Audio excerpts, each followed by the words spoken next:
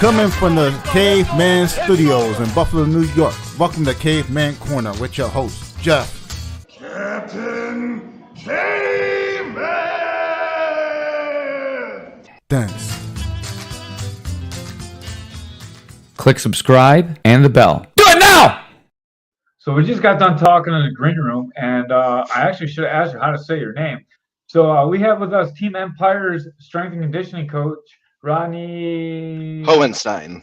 All right, man. Yeah. Thank you for saving me. I was going to murder that. That's not what I was going to say at all. Thanks for having me on, guys. Yeah, no problem, man. So we've been dealing with Team Empire for quite a bit now. We commentate for K4. We go around and I commentate for other organizations as well. And Team Empire in the third round, they win every third round. And every one of their fighters guarantees that they're going to win a third round. And they all credit you. So I wanted to have you on and figure out what's going on with Team Empire. Why is their condition so good? What are you doing so different than everyone else is? I knew you were going to ask me this question, and I wish I had some kind of magic answer. It's just a lot of I think you can take fitness and I could take 100 push-ups, right? And we could take that and do it 100 different ways, and it's going to have a kind of 100 different kind of stimuluses, right? So it's really taking a look at what are we trying to do and understanding everybody looks great that first round, right? Everybody looks great, but it's when shit gets hairy, how do you handle it? And how do you handle that in everything you do, right? And it's almost like a state of mind you have to get into to understand I might get punched in the face a bunch of times. It may hurt, and I may be out of breath, but I still have to do my job. I still have to stay in my stance. I still have to keep my hands up. I still have to circle the right way. I still have to listen to coach.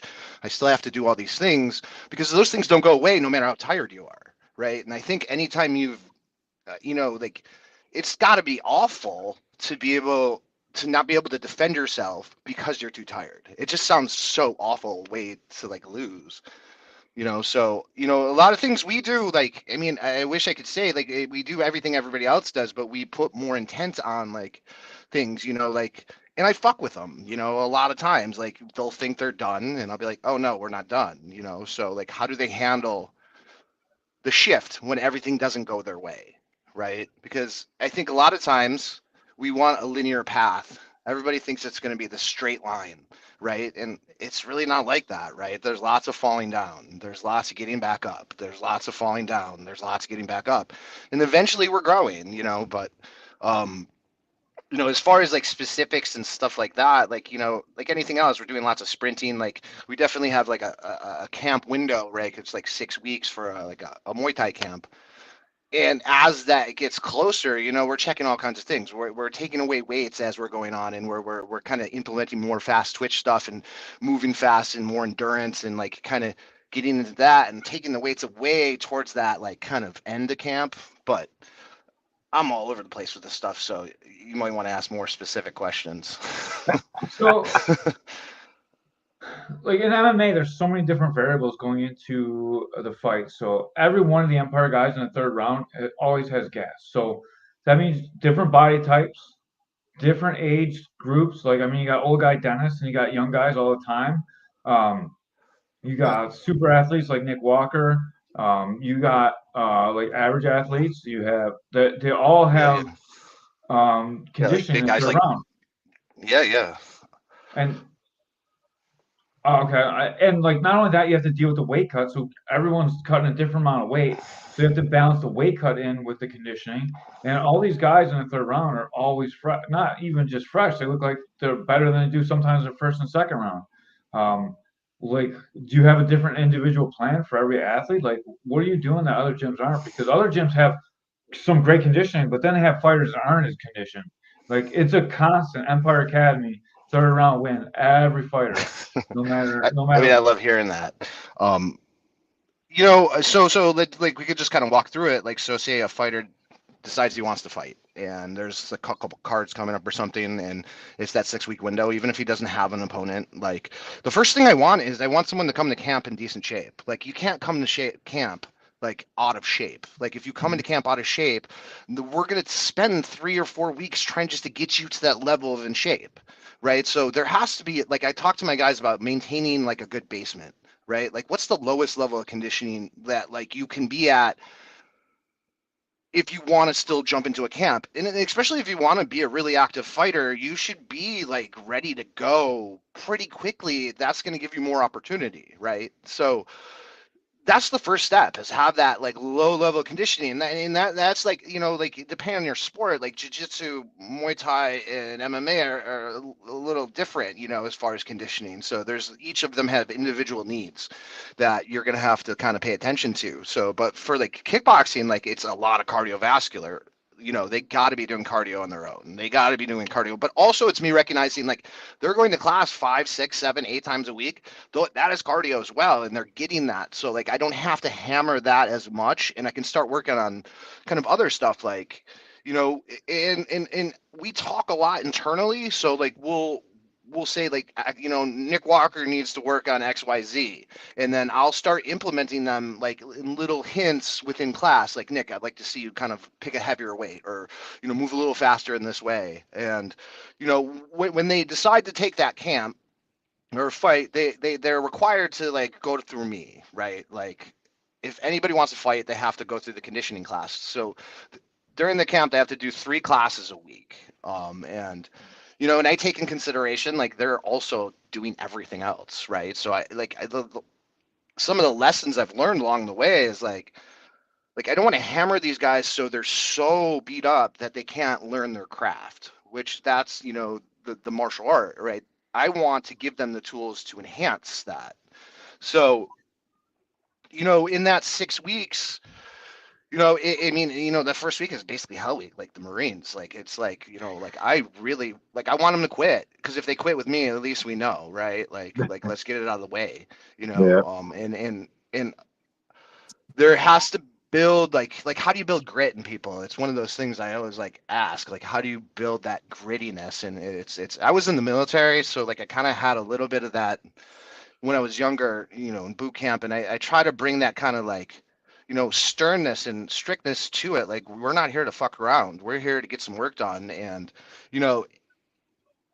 knowing that like we're going to battle, like this is not like a normal thing. People just don't go in cages and fight. Like, most people run away and go the other way. You know what I mean? Like, so let's be ready and let's take this seriously. And I think that is that third round. And it's like, if we can provide a superior product, like that means like the other gyms in the area are going to like start to raise their game. And that means like we'll rise together, right? And that kind of happens in a little way in our gym, right? As people get better, like we have all these athletes next to each other pushing each other, right? So like, you got a Nick Walker next to a Cam Johnson that are like, they're head to head in like some workout with sprints and some, like jumping and other things. And like, you take that, like, there's like that competition, and there's like a little more effort that gets kind of put into that. And along with that, I also have like, private clients that like I'll work one-on-one with, and like we'll identify real specific things to work with. Like, so they'll be like, they want to get faster, or they need to, punch harder, or whatever that may be, mobility. Like, I'm a yoga teacher, I'm huge into mobility, and like sometimes that's probably the biggest defining factors in people's progression, is their lack of mobility. So sometimes that's what we'll work on. So it's like twofold, right? There's the class, and I'm kind of looking globally what we have to fix and like what we have to enhance. And then I have my privates, and then I'm kind of looking really with a magnifying glass, and I'm working with them like on a one-on-one basis. So, okay, like, so now we're in camp. We took the fight. It's week 1. It's like hell week, like for like an example of a workout we do, like it would be like 20 or 30 minutes. We would do like 3 burpees and then sprint down, back, down, back, down, back, like 4 times down our mat area, which is pretty far. It's like 100 feet. And then like, then there's a break time, and you just do that on the top of the minute. And some of the other things we work on is like how much recovery can you get in 3 breaths, right? Like, can we start to work our recovery like a muscle, right? So when someone comes at me and it's getting crazy, like, oh my God, like, I got a circle. I only got a couple seconds, but can I start to get my body to like to kind of recenter itself that quickly? and we have to practice that. And I think you can, you know. It goes to show that you can, and it goes to show, like, in that minute recovery window, you guys come out really good in the next round all the time too. That you have your recovery window for your athletes down like almost perfect. I noticed this in between rounds too. Like the Empire guys come out a lot fresher from the corner. Like I don't know if you heard me commentating about it when we call fights, Ray, but every time I talk about how the guys look in the corner, and your guys are just like, and then they get their breath back and they're ready to go. I know some of that is being comfortable with coaching as well, so it's not just conditioning, but a lot of it's conditioning too. Yeah, I think there's also like our guys trust us. Like if trust doesn't happen in this process, if our guys don't just like Coach Herzog in the corner is that like, you got to sit there and trust what he's saying. He sees it. He's been doing it. Like you're in the fight. Things are hectic, right? Just like listen to him, what he's saying, and the ones that listen and go out there, they tend to have success because that outside influence and there's trust, right? Like anytime we have problems, it's when there's a lack of trust. There's a lack of like understanding that there's a process to this, right? You may know it better or something like that, and then that's when things go awry. But everybody at Empire, like all his coaches, like have like our lane, right, and our lane down, and like we communicate together. But like I got to give it to Coach Herzog. He gives me space. He lets me experiment. He lets me see what works. Like, and I've been doing this since 2011. So like I've done a lot of shit wrong, like I did a lot of stuff that didn't work. I did a lot of stuff, where I'm making the guys sore for a week and like they got to go sparring, and is that what I want to do? Right? Like, and understanding some of the things that I did wrong and adjusting as I go, What is your injury rate like? Do you think your conditioning program keeps injuries down?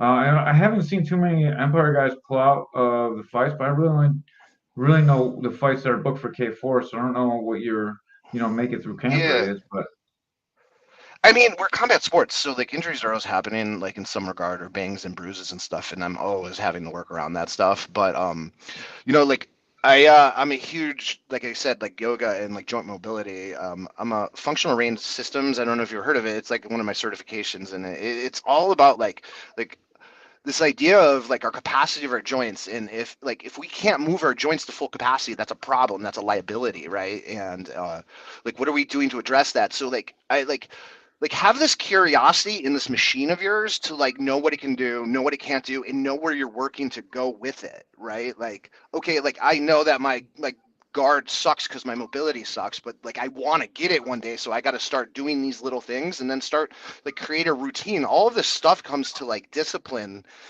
like in self, right? Like I think one of the best things like at our gym, we have Liam Anderson. I'm sure you guys know him, and yeah. like he like if you come in and you watch him, he doesn't fuck around. Like he comes in and like every moment he's at the gym, there's a purpose.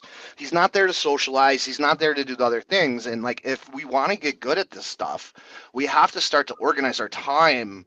You only get so much time in the gym. Like, what are you doing with it? I mean, if you're there just for like the community of martial arts, which is awesome, like great. But if you really want to excel and compete, you gotta like start like acting like you're a pro. Like how does a pro act when they go to the gym? And start doing those things, right? And that could like mobility and like injury prevention is like huge. And you should be getting massages, and you should be getting acupuncture, and you should go see a PT, and you should be doing these things. And like I think being older guys, we recognize the value of that, but like when we're the young guys, they're like, oh no, I'm just gonna go a million miles an hour. And like a lot of what I'm doing is trying to like soften down, calm down a little bit. Like you have patience, we're gonna grow, like it's all gonna happen. I really. I'm sorry, Ray, go ahead. Do you guys have like a diet plan for the fighter? No, not really. We check in and we talk, and we definitely like as like weight cut is happening, that conversation is consistently daily. Like how's your weight, what's going on. I personally, as a strength and conditioning coach, like from a health and wellness standpoint, don't really like the weight cut that much. Like it scares the hell out of me sometimes, but like I get it's part of the sport. So like you know, like that's like I'm always at the weigh-ins. That's like where I feel like I got my guys there. Boom, I'm done, right? Like get the guys to the weigh-in, get them on the scale, make that weight, and then like now it's left to the other coaches, right? And I just want to get a fighter there healthy and ready to go. Um, but as far as diet plans, you know, like I have my specific like preferences for diet, but like I'm not a fighter, and I don't like I don't necessarily know what to recommend on that weight cut. And I think everybody's so individual. It's, you know, like some things work for some people and some work for others. Do you think that the diet has a lot to do with the way that people recover, or not really? As I get older and older, like the more I watch my diet and the better I eat, the better I perform. I never noticed that when I was actually young and in shape and professionally fighting, but now that I'm older, like the diet really affects like how I train that day. Do you think that does have an effect? Yeah, 100%. Yeah, you just answered it, right? Like it's everything, you know, and sleep too, right? Sleep, stress, all these other components, you know, that's like some of the guys, if they got relationships, they got kids, like you talk like Dennis, he's got a job, he's got kids, he's got a wife, you know, and he's trying to like be a fighter. If you're not eating good, you're not sleeping good, you're not prioritizing that stuff, like it's definitely going to wear on you. It doesn't last long. You may be able to get through a couple of days, you know, in a week, but you know, and if we're talking about a fight camp, like man, they need sleep. You know, they need to get home, they need to eat, they need to recover. You know, that's how you know, the yeah, 100%. Yeah. How many hours of sleep do you think you should get every night? I mean, ideally, like, I mean, and honestly, sleep is horrible for me. Like, as I've gotten older, it's just like I gotta wake up to pee all the time.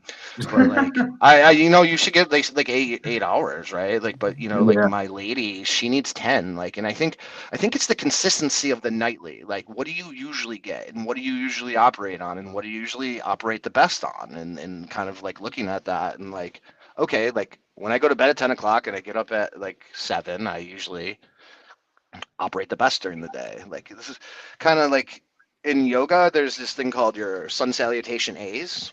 And it's like in the beginning of your yoga practice, and it's kind of like this thing you look at every day to just assess yourself, right? Like, how do my sun salutations feel today? And like, I see like the jits guys, they have their warm ups they do every day, and like, and it's like you go through these motions to assess like what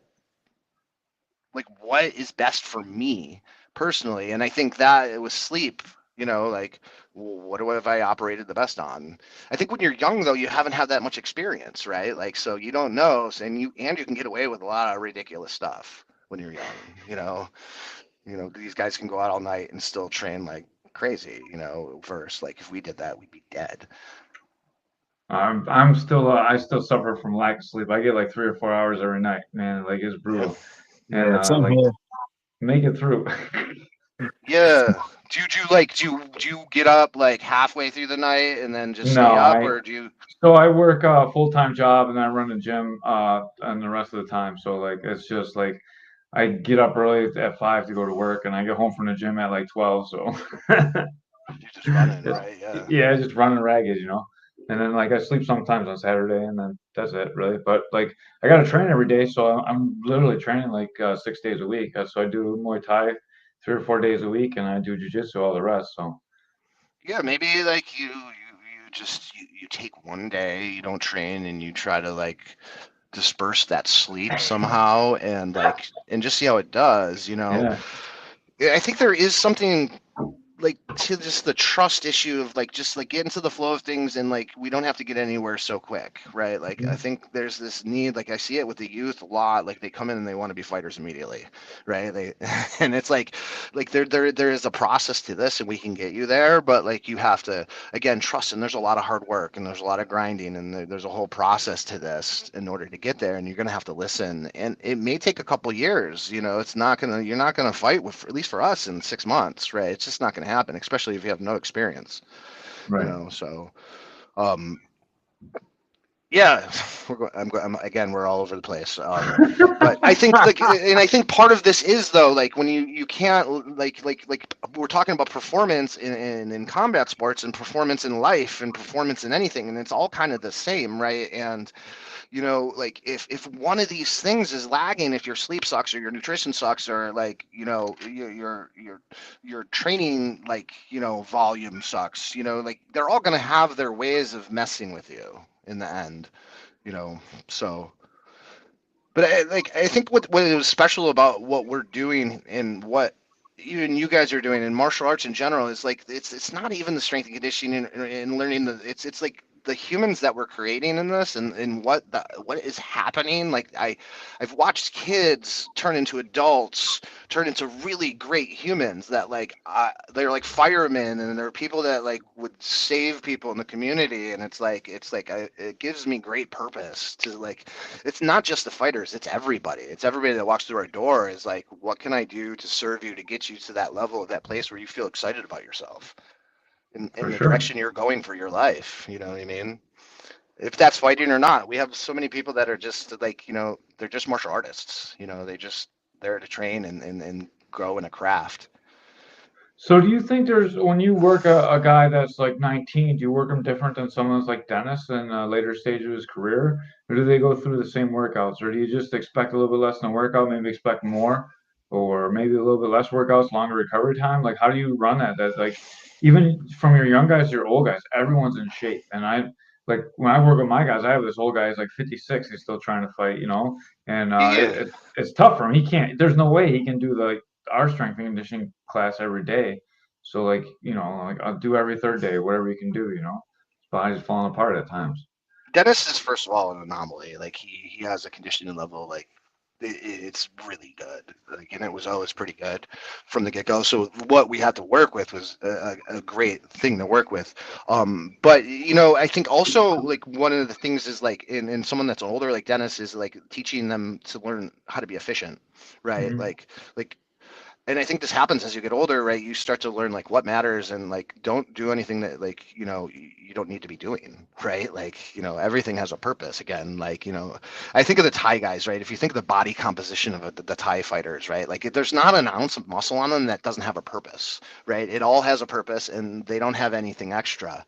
And I don't know where like this idea of like bodybuilding is like related to athletics, but like, I think understanding what's your sport, what are you trying to accomplish, what is your individual game, and how do we enhance that? But like in a group class, that's rather difficult, right? Like, so that's where like I try to push people to get privates, but um, with the 19-year-old in that, like we have to build repetitions, and the more younger guys, like they don't, they're wiggly, they're noodly, right? Like, and or they're just super stiff, right? It's like one or the other, and like it's just getting them used to their body. The one thing I've noticed is with the young guys is like, I think like when we were kids, like we played outside. We were in our bodies. We were climbing trees. We were riding skateboards and bikes and doing all those things. It's not as common these days. So like it's not a bad thing, but we got to take these kids and teach them about their bodies, right? And a lot of it was innate in us. Like, it's just like it's just was a part of growing up. Like you went and played outside, and like you didn't realize that climbing a tree is like programming your neurological pathways for movement, right? But that doesn't happen when you're on a game, right? Like so like all those things, then that lifestyle change of how the internet and how that has happened has also affected like kind of the kind of product we get to start with as far as the younger guys, and I don't see it as necessarily a bad thing. It's just we have to start like more of a build a foundation, first. Gotcha. That has to happen, right? You can't just start learning all the advanced shit right away. You got to learn how to do push-ups. Like, do you know how to do push-ups right? Like, let's do that right first. You'd be surprised. Like, just simple things like a push-up, people like do just incorrectly or just not effectively, right? Um, yeah, I could talk for hours on this stuff. What about the older guys? What do you do with the older guys? I think it's a lot of checking in. Like, we're gonna check in with them. I'm gonna like kind of like hold their hand a little bit if I see them struggling. Like, like there's an emotional intelligence thing to this. Like, I have to be able to like see what's going on in their face, right? Like when they're working out. Like if they look like they're like, do I have to go over there and calm them down, take some breaths? It's gonna be okay. Like, but this is what I'm doing for everybody. And like, one of the things we work on is like, do you ever see in the gym and people just like and they're grunting, they're just making all kinds of Yeah. crazy noises and like in a fight, if you think about it, if you show any kind of like sign that like that got you, even if you smile, like someone hits you and you smile a little bit, right? Like that might give some kind of psychological advantage. And if we can work on that stoicism, like that idea of like no matter how much pain I'm in, I'm fine. Like our guys might be tired, right? They just don't look tired when they're third to Yeah. you. You know what I mean? They're playing the role, and I think that like acting as if carries you sometimes, right? Like it's not that they don't get tired; they've been tired before in those positions, and it's common to them, and they know what to do in those situations. That makes a How lot of do you sense. how, So, Go ahead. oh how do you feel about fighters that smoke marijuana? And does it help fighters? Um, I mean, I'm a I, weed I'm, smoker. Like, I, I I think I think with any kind of like habitual thing, like it's like is it getting in the way of the things you're trying to get? If you're smoking weed and not going to training, like I think that's probably bad. But as far as a health benefit, I don't think. I mean, high end conditioning, yeah, it's you're smoking something. It's going into your lungs. That's going to have an effect, right? So like from like edibles would probably be the best option from like a health standpoint. But like you got to live your life too. Ray went to marijuana, but do you recommend any supplements for your guys? I know like creatine's been really successful for even cognitive benefits lately. They've been Yeah, there's discovering. been So creatine's like one of the best, right? Like I think creatine's great. I think anybody that is looking to like be strong should have creatine, but the cognitive effects I think are good. Fish oil, I think fish oil is like vitamin D. Like everybody should be taking vitamin D, especially I think here in that like Buffalo. yeah. Like I think protein, like the idea of protein, like is huge. Mhm. Like I think like as far as nutrition, I think protein, people don't realize how much protein they actually need. And it's crazy like how much of my life I spend just calculating how much protein I'm eating. You know what I mean? Like just to make sure I'm getting enough. So like, you Hayden should says get grounding. what's that? Hayden Linton said grounding. He says grounding's the best supplement. Yeah, like grounding on the earth. Yeah.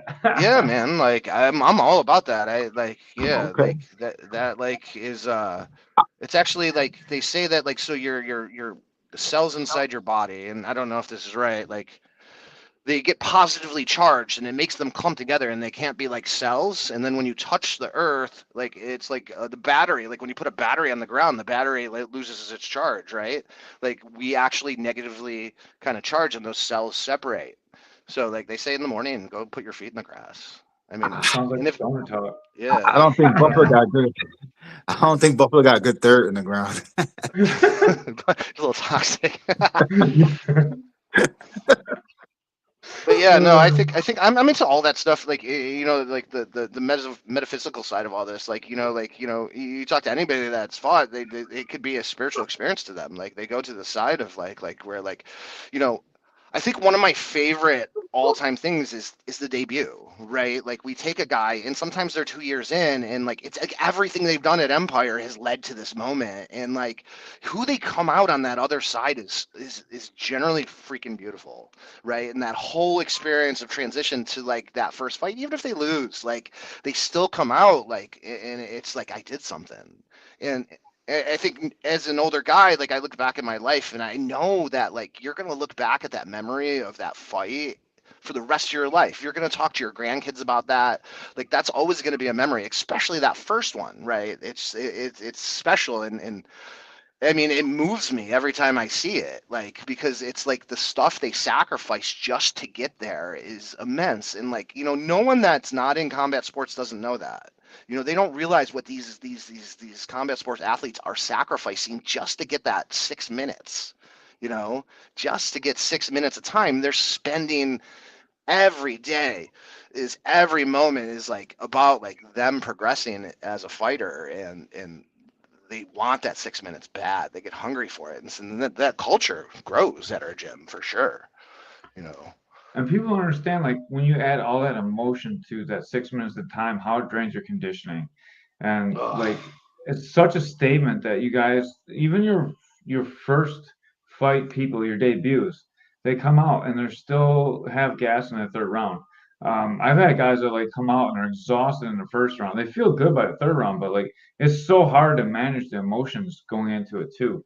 And oh yeah, someone loved that. Jonathan Oakton loved what you just Yeah. said. So is that something that you guys that you personally work on in their conditioning to be like, you're going to feel overwhelmed, you're going to have this adrenaline dump. We're going to train for that. Like you have Yeah, conditioning. I'm Is trying that to mental? program those things in, Yeah. right? Like, so like I'll do stuff in like a workout, like okay, like we're like one we did this week was like a kettlebell sequence of a bunch of stuff, and the idea is like okay, like you can put the kettlebell down, but if you do, it's 3 burpees, right? Mhm. Like you should be able to do it all, but if you do, no big deal, just do 3 burpees. That little fuckery, right, can mess with people's head, especially in those tired moments, and I want to push that out of somebody.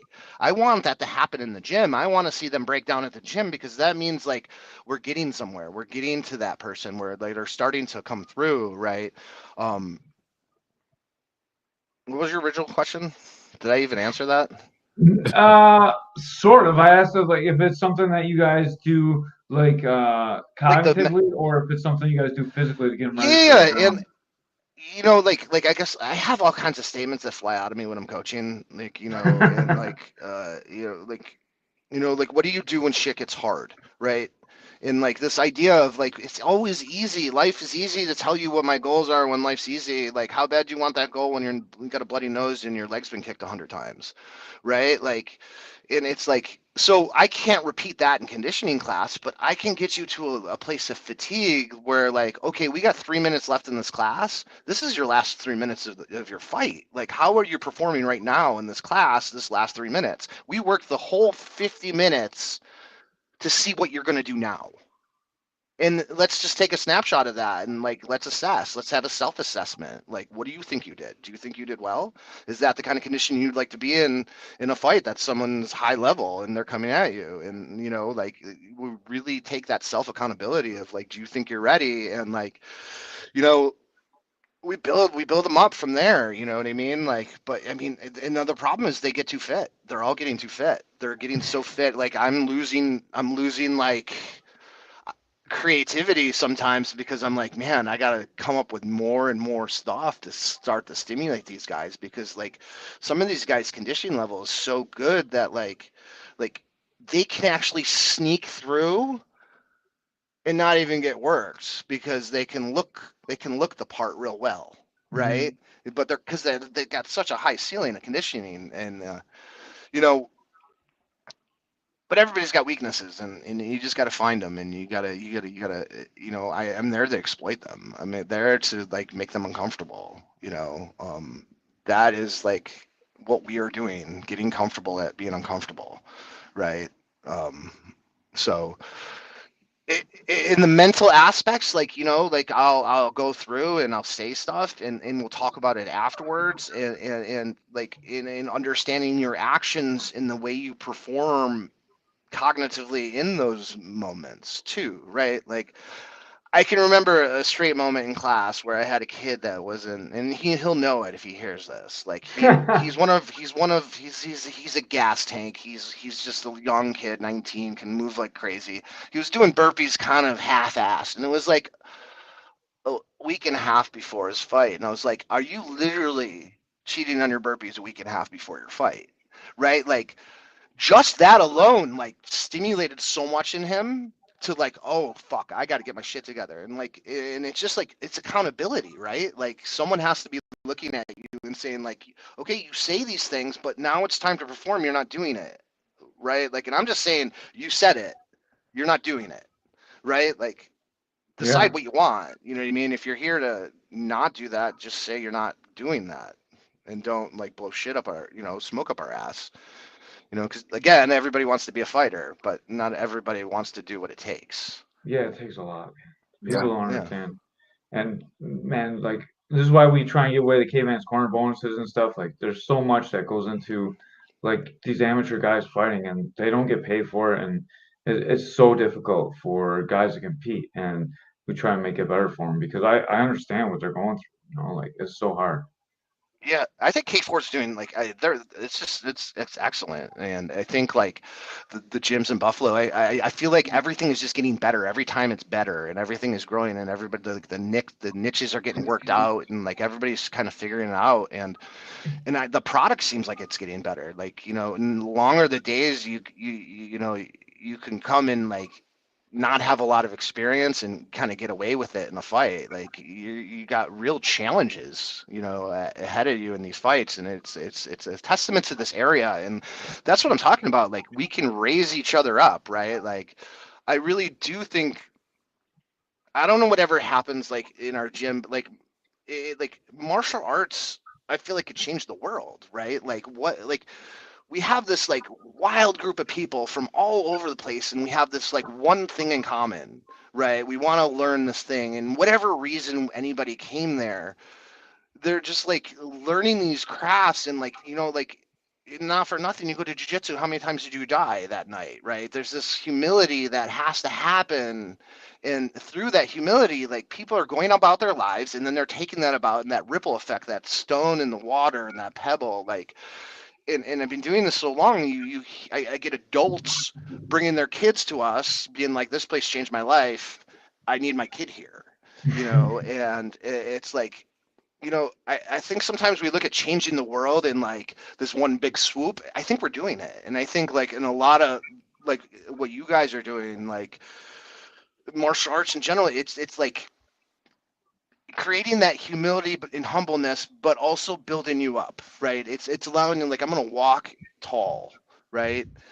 And I don't know. I think it's such a beautiful thing, don't you? Like, I mean, I think it's beautiful. We even had a So, wet proposal at the last event. We had that wasn't guy that propose. amazing? Yeah, that was awesome. Keenan Hines, man, Yeah, time yeah, proposing at the in the I cage. had to That's hold back crazy. crying. Like, I was like, oh Yeah, my God. yeah, I had a I didn't tear know that coming was out going to my eye. happen either. That's crazy. I Yeah. almost didn't go Did in there and anybody know that interview was him. going to happen? Was that? No, no one knew. I didn't know. I went in there and interviewed him just because he got the knockout. You know, like we're trying to get the show to move on at so many fights, and like I like Keenan a lot, and he comes into my gym and we bang it out sometimes. And I know he wanted to say something. He was like kind of hinted at it when we did the like podcast before. So I wanted to go in there and interview him. I had no idea he was going to propose. That's so Yeah, amazing. Yeah. Yeah. I mean, it's freaking magical, right? Like, Yeah. um, and So go ahead. I got another question before we go into the marriage stuff. So a lot of people I don't got good have a answers for hard that one. time like getting the taper right, the taper off. What do you do to make sure that the guys are tapering off in fight week? And does it change if they have a big weight cut or if they're not cutting a lot of weight? Like, what do you guys do going into the last week of camp? Oh, that's a great question. Well, again, we're checking in, and if everything's going right, like their last week, as far as conditioning is concerned, they're only doing cardio. They're just like they're and we're doing mobility, we're stretching. I really want that last week to like really rest the nervous system as much as possible, because they just went through 5 weeks of like just banging, right? Like so let's the body recover to its full extent as much as we can. Now, if someone's got to cut a lot of weight, that just changes everything, and that becomes stressful for everybody. But like that happens sometimes, and I'm doing cardio. Like we're doing a lot of cardio. We're doing a lot of like riding the bike, like with suits Mhm. on.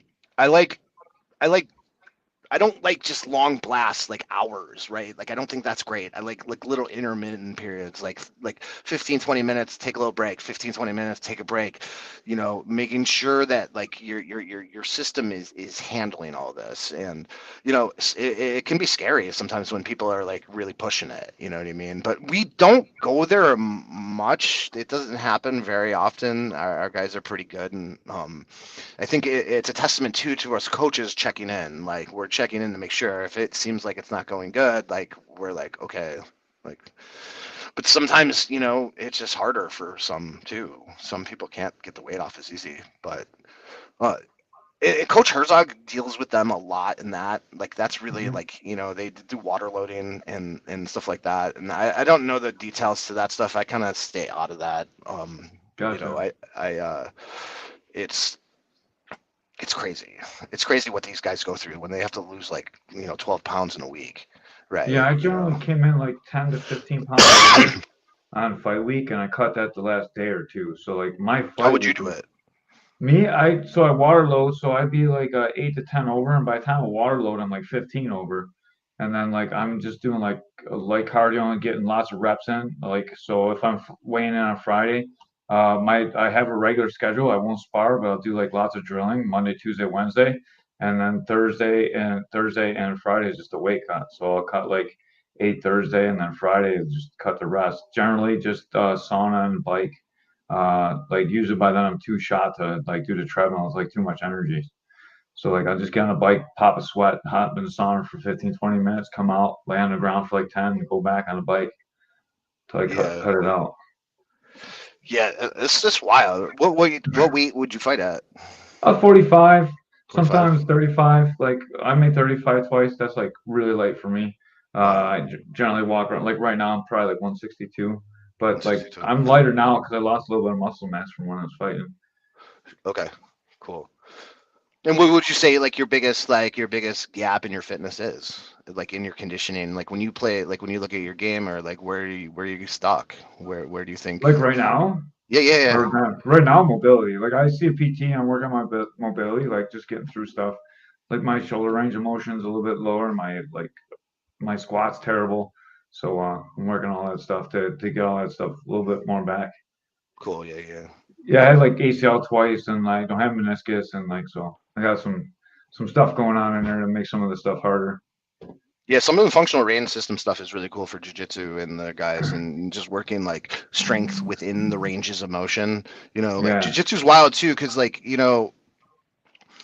there's not many sports where like your calf strength, like, or not your calf strength, your hamstring strength matters, right? Like that Yeah. curl, like that hamstring Uh-huh. curl, like, and that isolation of that, like that's such a unique thing that doesn't, like, you don't need that in many different things, but in working different things in like those kind of ranges of motion, if you think of like the muscle, right, as like a curve, right, most people work the muscle out in the middle. Like, so if you like a bicep, right, like they work it from like here to here, but there's like this range and then there's Mhm. this range, right, those end ranges of the muscle, like, and we tend to miss those. So like trying to like implement more stuff that at that lengthened position, like how strong is my bicep there, or that closed position, how strong is it there? Same with the hamstring. You could like kind of start to work stuff like that, squeezing like little balls back there and stuff like that. But that's definitely part of that functional range system stuff that I was doing. And it seems there's like just the libraries of stuff to like tools to use to strengthen stuff. It's pretty cool. That's amazing, man. That's really Yeah. cool. So So go ahead. I'm sorry. yeah, like how many days? So like in a typical week, how many days do you like work out fitness wise? Usually, like for me to work out fitness wise, I have to wake up early. So I've been going to the gym and like strength training like 2 days a week, and then on the weekend, Saturday and Sunday. So Does like that happen four. every week? Yeah, well, not every week, but almost every week. Unless Okay. so on the weeks like when a week where I have a fight and I'm out like super late, Friday night and I don't get my recovery on Saturday, like I probably don't go to the gym like that Monday when I wake up because I'm just shot from the weekend. But I'll still do Saturday and Sunday religiously. And then like I try and do Monday and Wednesday as well because it's the best days for me to go because from the gym. So I do usually Monday, Wednesday, Saturday, Sunday in the gym. How do you choose what to do when you go? Like I just cycle it, so like I'm doing like a typical bodybuilder workout because I right now I want to look good because I'm Okay. selling a gym, so I want to look good for the gym. So Yeah, yeah, I I'll get just it. break it up. Yeah, like chest, shoulders, back. I'm a Like trainer, typical. right? Yeah. Yeah, like I can't look bad because I don't want to be like a fat black belt, like trying. Oh, come to my gym. Yeah. So it's really not for it's no longer. I'm not like doing like I would normally do like circus to train. It's just like bodybuilding lifting, really. So I A look little good. aesthetics and like, yeah, Yeah, a strength. lot. Like, It's all aesthetics, really. well, I think it's like having like muscle mass is super healthy. You know what I mean? It's Yeah. something, especially as we age, like we want to maintain muscle mass. Like most old people, like one of the problems is falling down, like hips, stuff like that. And Yeah. like that's also like something like I like to talk about too, is like, okay, your fight window is a certain period of time, right? And then it's like, what's after that? And like, what's our movement life after that? I see so many times like fighters like at our gym, as soon as they're done fighting, they just stop. They just stop doing everything. And it's like, why? Like, you know what I mean? You can still continue this kind of pursuit and like martial arts and keep going, but it seems to be like that. I don't know. Is it a hard transition coming from like a fighter that's real active to like just a fighter that's, now you're just, you're going to sparring, you're going to the gym 3-4 days a week, but you're not in that training mode. Is that like a hard transition? For me, not really, because I have a gym that I own, but I think I would if I was just hanging out at the gym. It'd be like hard to be motivated. Now, like I'm motivated to be the most in shape every time, anyways. Like because my gym, so I want to be like the last one working on the mat. So, it gives me a lot of motivation. But if I was just at someone else's gym, I just come in and hang out and work out when it's fun. And when I got tired, I go sit in the corner, like Yeah. like Ray does. Yeah. Ray, how many days a week do you work out? Oh, none. No, I do 3 days a week. I do weightlifting. Okay. How do you decide what you do? Do you have like a routine? I do the same thing every day. Every day. Dumbbells. I do the chest, um, biceps. I do squats with it. I do the same thing every day. Yeah, look, what about like your rep schemes and like that? Do you play with that, or is it always the same rep scheme too? Oh, it's the same rep. Yeah. So these are things we can do. Like these are the little tweaks we can do. Like, okay, like you can take the same workouts you guys are doing, and you could just tweak them in little ways, right? Like, okay, say we're doing dumbbell bench presses, instead of doing 10 reps, 5 sets, right? Do Right. 50 Yeah, so once, like I right? Like, once a month Yeah. I change. Is this like I got here? This is like so I generally try and do increasing strength training. So like I'll add more weight, like start light and add up more weight and try and increase my strength that way. And then after 4 weeks, I take a week and I just do 10 sets of 10 with like 80% of my max rep. And I do like a minute and a half break in between each set. And then kind I of shock the superset it. body. Yeah, and I'm like, dude, I'm so sore after that, and I go back and I feel like it helps me gain a little bit of strength in that week, like just changing it up. Is that good or is that terrible No, I or think that's great. I think like increasing load and then putting load under like, like time constraints is a great way to get super strong, and it emulates a lot of different stimulus that you're probably going to have to deal with. Like, so like, like another workout we do is like 6 deadlifts every 30 seconds for 6 minutes. Right. Mhm. And we'll try to load up the bar pretty heavy. Like ideally, it was body weight you want to do it with, but that's kind of hard. Like um, double body weight. Sorry, double body weight. That's what I try to do, but that's kind of hard to finish. But I'll be it's like like when you passing add out. when you add that load, and then you kind of create the urgency of the time, that gives you like a little bit of a cardio response involved that's going on too with that. Like, I'm a real big fan of Joel Jamieson. Do you know who he is? No. So he was like Mighty Mouse's strength and conditioning coach, and he's real big on energy systems too. So I'm always kind of like kind of keeping an eye on not only like what are we working physically like for muscles and stuff, and like how am I fatiguing the body that way, but like what energy system I'm in, like that like cardio level, right? That like sprinting is that like I can't breathe, I'm going Mach 10, versus like that low level cardio where it's like you're circling, you're just kind of doing your thing, right? They're all different levels of cardio, and we got to kind of approach all of those levels, right? So like I'll create, there'll be like workouts like that where we're lifting something heavy, but we have to keep on doing it. Now, like they can get sticky because like, like shit gets heavy, people start to break form. And one of the things that like lifting with bad form will get you strong with bad form, right? Like, so we have to avoid that at all costs. We want to use the skeleton the way it's supposed to use to manipulate load. So we have to be cognitive of when things are breaking and when we should say stop. And I have to I can tell you when I see you, but if I have a pretty big class, I might not see it. And I need to teach people to have that kind of that tap out switch. Like, okay, like this weight's that's too heavy. Like, let me take a little bit off, because everybody has to judge that. And some days are different, right? Some days you're lifting weights, you're like, man, this shit just feels heavier today. Right. Like, okay, some days you need to push through that. You're just kind of being a baby. And then some days it's like, okay, maybe we should go lighter and just be a little like more compassionate to ourselves. And we've trained hard this week, and like we don't need to like, what is this extra set gonna do in the long run? You know. So Joe Rogan talks about the best way to gain strength is I forgot whose program it was. It's some Russian cat.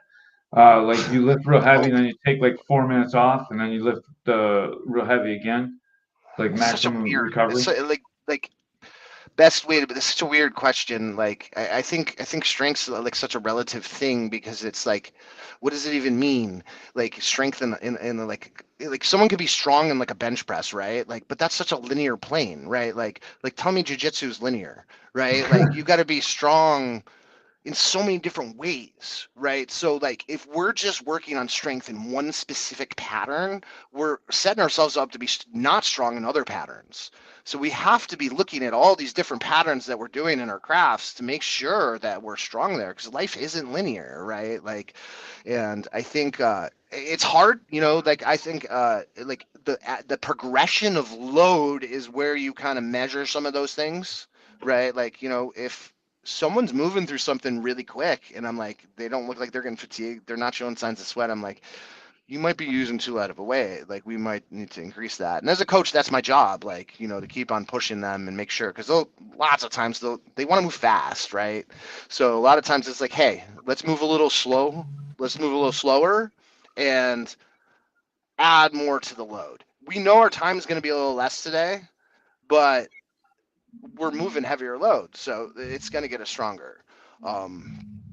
Like before I was doing like training fighters as far as strength and conditioning, and I was just like, I came from that like old school kind of power lifter, like just linear progression. You keep on adding to the weights, and you keep on going deadlift, bench press, squat, like just and I love all those movements, and they all have purpose. But like that linear progression and chasing numbers, like it's not necessarily like why would fighters need to do that too much, right? Like I don't need the fighter to have a better deadlift. I need to use the deadlift to make them a better fighter, right? Like, so I think sometimes we get caught into like, oh, I got a 500-pound squat, or I got this and that isn't necessarily a measurement of anything, right? Is that going to help your conditioning in the third round? That 500-pound squat? Probably not, right? It might actually make it worse, so we have to measure like what are we doing, and what is it going to give me, you know. Um, I'm probably just confusing you guys more, huh? No, no, No, I definitely get what you're saying. Well, we got a quick break in action. Make sure if you're watching on YouTube, you like and subscribe. Do it now. Oh, Ray ran away. He doesn't like hearing about working out. I have. Should we do a workout together, Ray? Yes. I will come and film it, and I guarantee you, I'll do whatever Ray does. listen. I need All right, let's do it. I need what I need is a good stretching the hips, because my hips are so tight. It's like a rubber band, like a tight script rubber band. It's just, Now, is it like the rotation of your hips, or is it like a hamstring issue? Like, I would say rotation of the hips. Okay, yeah. Aaron Buckley, CARS. That exactly. So like CARS, controlled articular rotation. That's an acronym, right? And controlled articular rotations are like are ways of like, it's like flossing your teeth, but you floss your joints. Like, like you could brush your teeth every day, but if you don't floss them, you're going to lose your teeth, right? So we got to work our joints every single day, right? So CARS is just a way of just like kind of going through our body every single day to kind of see what they're doing. If you could imagine like a big guy that has a giant squat, or let's say bench press, right? Like he's got like a 300-pound bench press, and I spend all this time loosening his chest and pec up, and now he's super mobile. And then he puts load on him, right? Now we're putting 500 pounds, and I'm going in this range of motion that I haven't been open to before. Am I strong in that range of motion? I just opened up range of motion. Now that range of motion is becoming a complete liability, right? Because now I have load in a position that's you've never had to support it there before. You just opened it up. So we have to look at programming the new tissue that we open up, right? So with the controlled articular rotations, like that's kind of like doing that. It's sending like signals to your brain within the joint. The joint will say like, oh, he wants to do shit here. Like, why is it? Have you ever seen someone like get I just saw it the other day. Coach Chris showed it to me. The dude got knocked out and he fell into like, pigeon stretch. Like he just like his whole body just fell into pigeon stretch. He had great hip rotation. You could do a split, Ray, if I put you I put you under, right? Under amnesia. Like or when they knock you out, right? Like Yeah. because it knocks your nervous system out. Your nervous system is what's stopping your rotation. So you have to reprogram that nervous system to say like, hey, I need this and it's going to have function. I don't just need to open it up to nothing. I need to open it up to function. Does that make sense? Yes. Yeah. So You see Dr. Kroll. Dr. Kroll got me doing all that stuff. He opens up the range of motion. I have to do exercises and make the ends of the range of motion strong. Like yeah, it's definitely like everything you say is what my PT says to me all the time, man. you got a good PT then. Yeah. Yeah. There's not a lot of good. I mean, there's a lot of bad ones. So like having a good one is good. Yeah, he's cash based. He works just on his own. PRT, definitely check Dr. Kroll out. He's right in the same building as Integrity. Make it happen. Do it now. What's his name? Dr. Lee Kroll. Dr. Lee. Cool. Yeah. And he's got so what else? What's he doing with you? Like range of motion stuff? Yeah, all kinds of range of motion stuff. Like when I, every time I get hurt, he's got me going to range of motion I can't do. Doing exercise I can barely do, and like he makes me look like a little baby because he can do like so much weight and all these range of motion I can't even get to. Is it mainly your shoulders again? Shoulders, like thoracic spine, like squat. Like my squat pattern is really messed up. Like I got all kinds of bad stuff going on. All right. I started working with him. Watch it. Yeah, I worked with him. I wish I could get you squat right now, and I could break it down. Oh man, it's terrible. I'll show you right now. It's so bad. Let's do it. It's so bad. See what we got going on here, Ray. This is good. Yeah. Can you do it from the side? So I can see the side. No, just turn to the side. Oh, okay. Yeah. It's just so I can see your. Yeah. You can't see anything.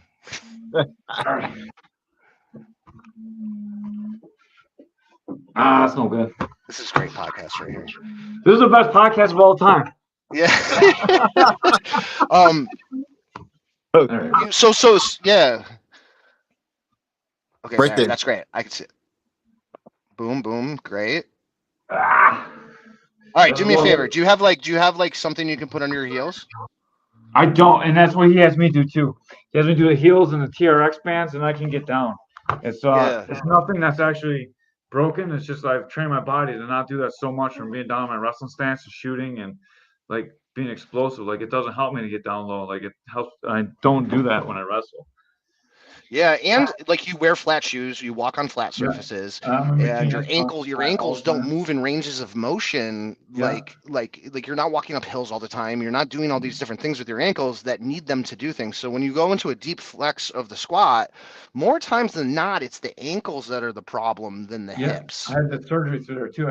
I had a pin through there for like 10 years. Like in your holding ankle? it all together. Yeah. How'd you do that? I broke both the bones of my foot and turned my foot on backwards. Wrestling. Wrestling? Yeah. And my foot got stuck in the mat and everything turned except for my man. Yeah, it was bad. Yeah, you guys beat up your bodies, man. Yeah. And then I taped it up and I tried to wrestle. Oh wow. That's funny. Then I had emergency surgery after, like, because they're like, it's really broken bad, and your bones are not touching each other right now, so you need to go to surgery right now. Yeah, there's more bones. I think it's your below your ankle, like in your ankle and feet, on both sides than the rest of your body. There's so many bones in your ankle. Yeah, I have one right here. See? An ankle. Look at that. Like it's just there's so much going on in there. It's crazy. But now it works really good. So when people ankle lock me, it doesn't really move. So like it feels pretty good. And it's hard to like toe hold me on that side too. Like there's nothing bends in there. Do you feel like when? Oh, go ahead, Ray. Sorry. Oh, I was gonna say when I was training, being on the bottom of my foot would be killing me. And Like like, the ball of your foot? yeah. So what I did, it was killing me for years, and it was hard for me just standing. And what I did was I grabbed a tennis ball and started rolling underneath my foot with the ball, and then relief right away. Nice. Yeah. Well, one of the biggest problems I see in people is like fallen arches. And I think as a trainer, it's been like it was one of the aha moments because like a lot of my trainer peers, they're training guys in gyms with shoes on, and I'm training guys with no shoes on. So like I get to see like the fallen arch on people, and you can actually see what happens. Like if you look at someone with a fallen arch, like the inside of their knees start to go down. So everything on the inside of their legs, so their knees start to turn. And that causes all kinds of problems. So like I'm a big component, like putting like a tennis ball in your feet, like in doing different exercises, like you could squeeze a towel, like you put a towel on your feet and you squeeze it, and that helps build that arch nice and strong. But that arch is the support of the foundation of everything you do in Yeah. life. And right. And unfortunately, like modern shoes suck. Like they have closed toes. They like you don't have room for your toes to spread to actually do what they're supposed to do. They have like these huge arches and all kinds of weird springs and stuff. And really, like it's better to have more of like a barefoot style shoe, like, and it's awesome. Like having a gym, you probably are in bare feet all the time, and that's like a huge benefit. Why do all like really good fighters have flat feet? If that's a They problem. do. I see it all the time. It drives me crazy. Yeah, that back foot is always flat. Like, Yeah. I don't know. I wonder if like kicking like so much after you kick that foot on enough things, it just like it breaks the arch. Maybe. I mean, I don't know. Like, It's something I've noticed a lot. Like all the good fighters have like almost completely flat feet when they're standing I think down. like Izzy definitely has flat feet. Yeah. Yeah. And he's great on his feet. Even guys light on Yeah. their feet that move on their toes, they got super flat feet. Yeah. I wonder if he has knee problems. Probably we all got knee Yeah. problems. Well, not me.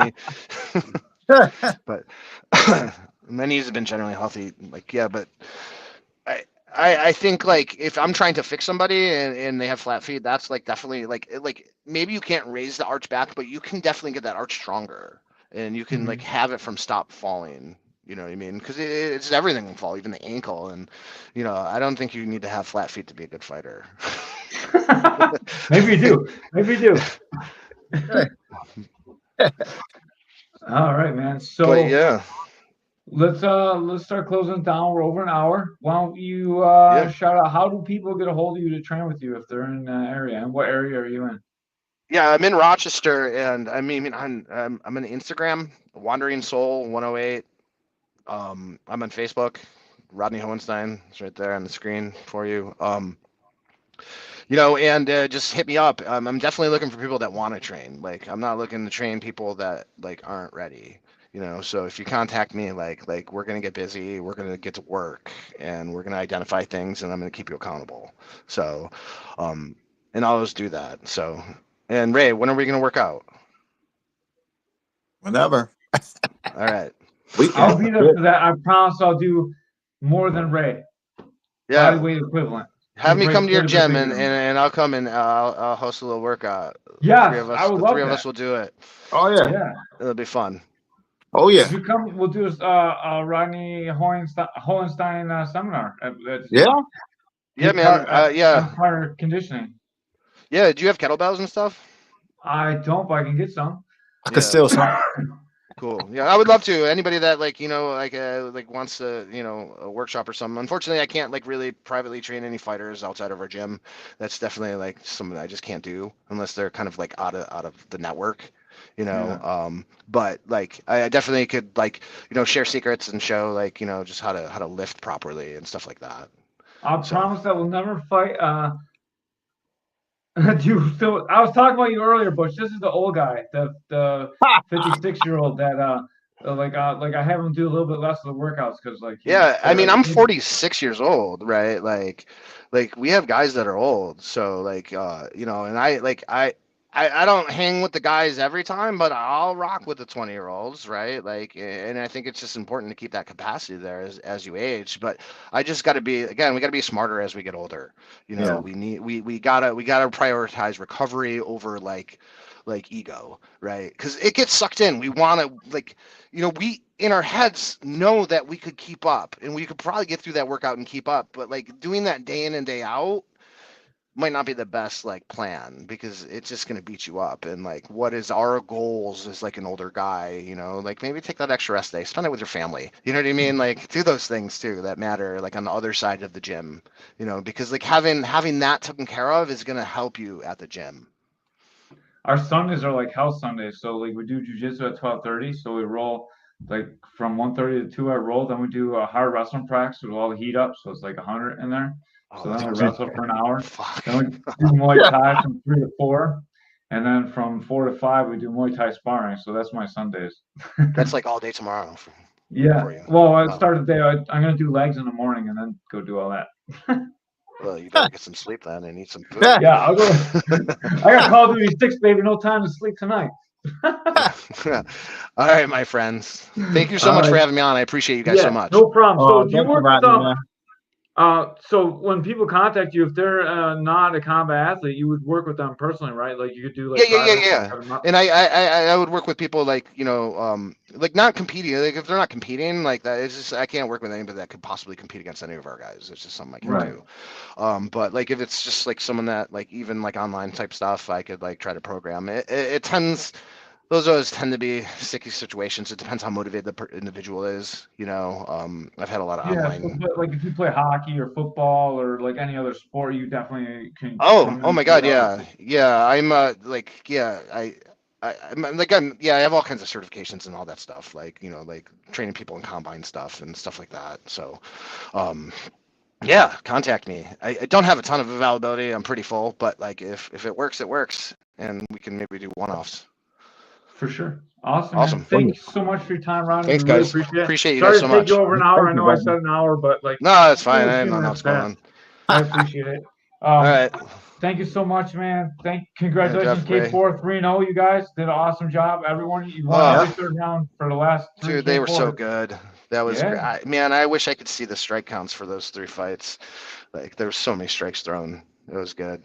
Maybe someday I'll go back and count them all, but I'm not that. Yeah, we'll get there someday. We'll have a stat session. If I didn't have a regular job, I would definitely do that.